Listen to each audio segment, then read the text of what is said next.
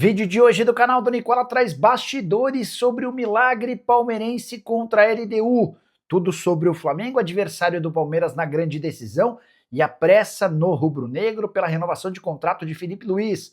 Bora falar também sobre o Corinthians com um prêmio conquistado no Campeonato Paulista que ainda não foi entregue ao Timão. Para completar, descobrir quem são as maiores promessas da base do São Paulo que devem ser aproveitadas no time principal. Falo também sobre Bernard, que conseguiu uma volta por cima no Galo, meio que inimaginável. Para completar, reforço no Vasco da Gama encostado. As últimas decisões de Libertadores colocam o Brasil como o maior campeão do torneio ao lado da Argentina. Tem também mercado, bastidores, finanças e muito mais.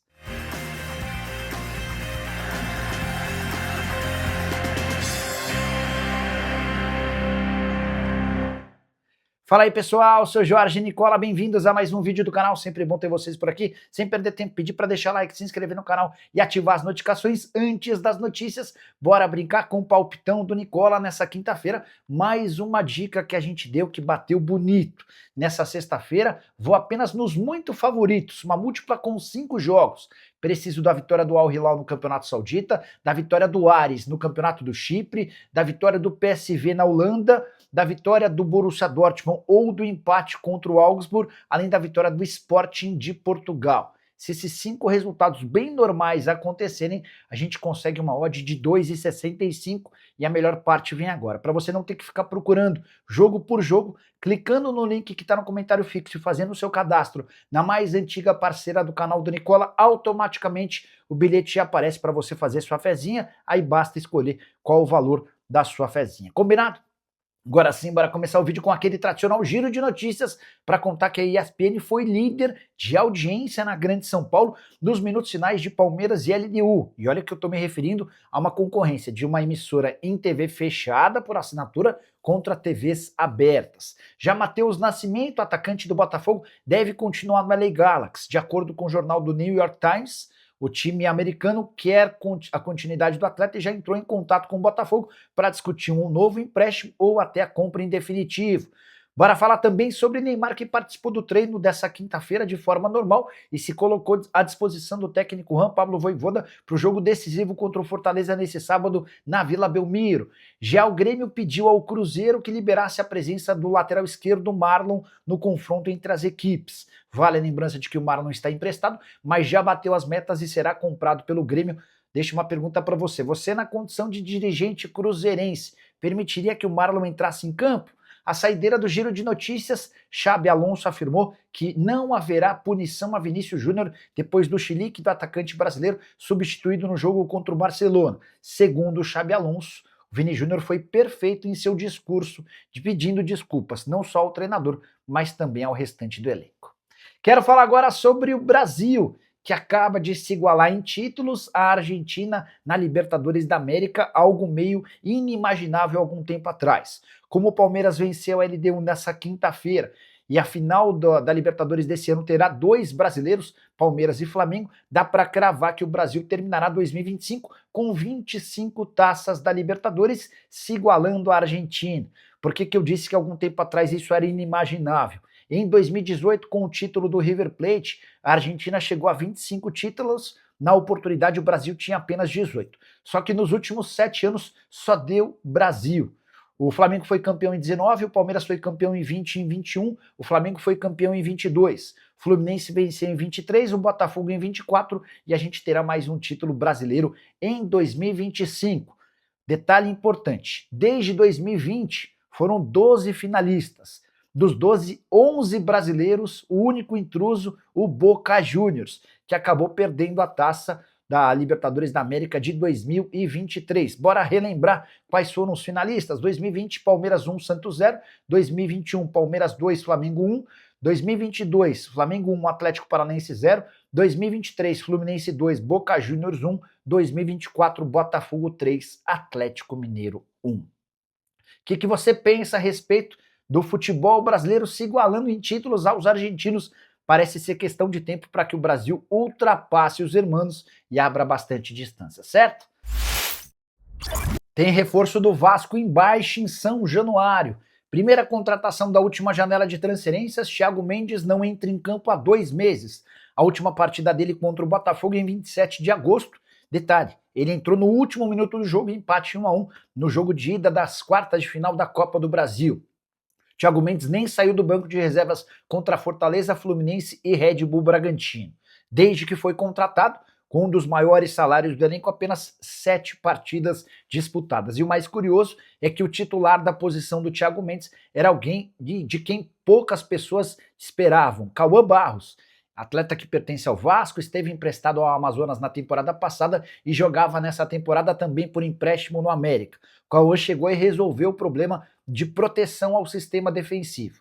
E se eu falei que o Thiago Mendes até agora não deu certo, é bom lembrar que quase todos os outros reforços trazidos por Admar Lopes, o executivo de futebol do Vasco, na última janela deram super certo.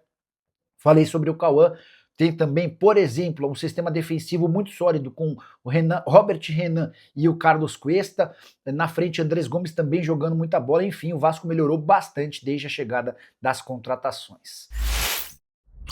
Hora de falar sobre a volta por cima de Bernard, titular absoluto no time de Jorge Sampaoli e autor de um dos gols que colocaram o Atlético na final da Sul-Americana. Pois bem, o Bernard, alguns meses atrás, esteve muito perto de deixar o Atlético e ele só não saiu porque não quis.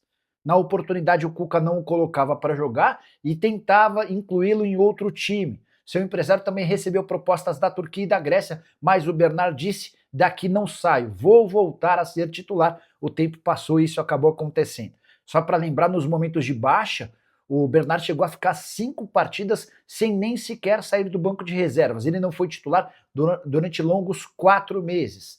O tempo passou, o Sampaoli chegou, deu a oportunidade ao Bernard e ele e Dudu hoje são os principais atletas do time. Só vale a lembrança de que o Bernard é alguém super identificado com o Galo. Enquanto jogava no exterior, chegou a adquirir um camarote na Arena MRV, tamanha identificação que ele tem com o clube. Bora falar agora sobre o São Paulo descobrir quais são os atletas da base na mira da comissão técnica do time principal. Hernan Crespo já tem, inclusive, trabalhado com 3 atletas num processo de transição vindos de Cotia. São eles Paulinho, centroavante, Luca, ponta e Nicolas, lateral esquerdo.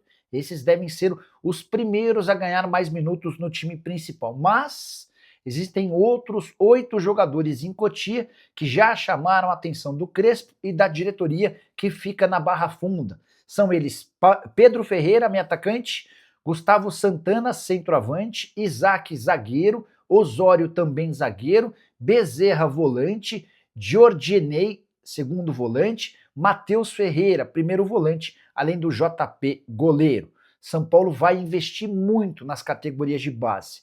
Ainda que aquela história do fundo, com participação de Marinax e da Galápagos, não saia do papel, o futuro do São Paulo, na percepção de Júlio Casares e companhia, passa pelo centro de treinamento de Cotia. Cada vez você vai ouvir mais falar a respeito de atletas formados na base ou comprados para a base, performando no time principal.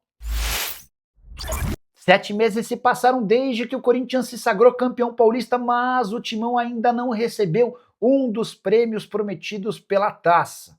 Ficou combinado entre Federação Paulista, BYD e os times finalistas Palmeiras e Corinthians que o vencedor teria direito a um carro Yan Plus, avaliado em R$236 mil. Também havia sido combinado que o prêmio seria entregue ao presidente do clube, no caso, na oportunidade, o Augusto Melo. 7 meses depois, nem o Augusto Melo, nem o Corinthians receberam o tal carro. O que está acontecendo?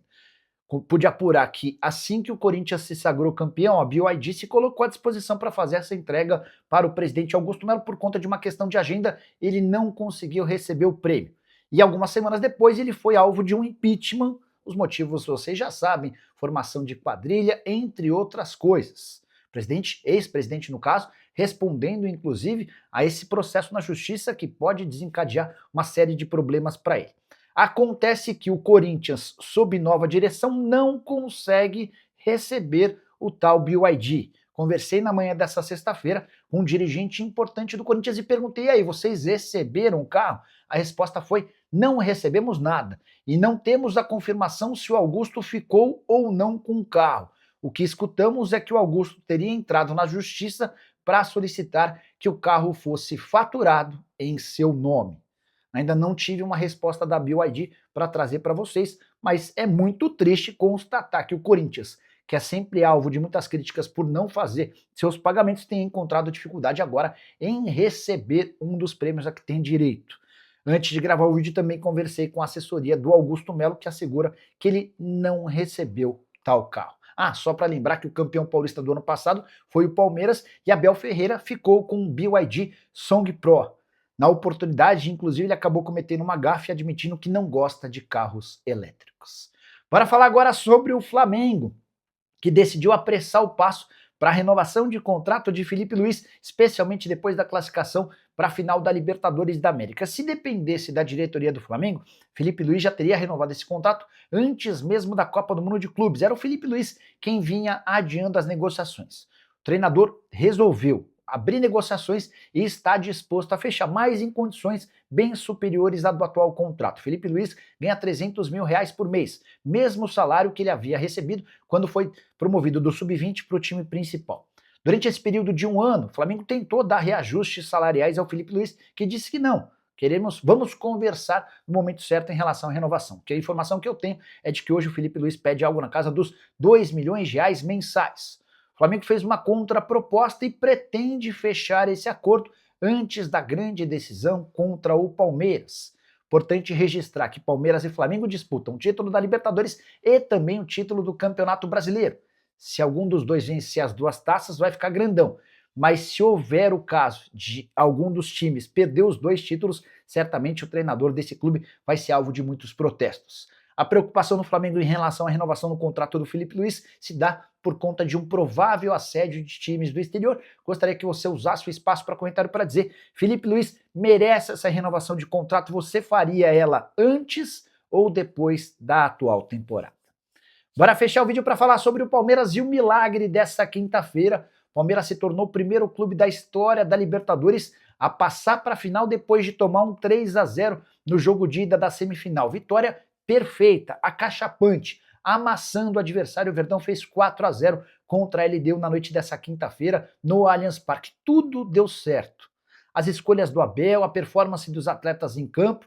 O Palmeiras começa fazendo um 1-0 com o Sousa de cabeça em cruzamento de Alan. Finalzinho do primeiro tempo, o Bruno Fux se aproveita de uma bola que foi cabeceada pelo Vitor Roque e que acabou não indo para o gol para fazer o 2-0. No segundo tempo, substituições do Abel e o Rafael Veiga sai do banco para fazer o 3-0 e o 4-0 em cobrança de pênaltis. Não houve nem a necessidade da decisão por pênaltis. Placar agregado de 4-3 e o Palmeiras está na final da Libertadores da América. A campanha do Verdão perto da perfeição. Foram 10 vitórias, um empate e a única derrota para a LDU em Quito, no Equador. A verdade é que todas as escolhas de Abel Ferreira deram super certo. Desde o Bruno Fux, que atuou como terceiro zagueiro e marcou o segundo gol do Palmeiras, especialmente passando pela presença do Alan pelo lado direito, fenômeno, jogou demais, foi o melhor da partida para mim.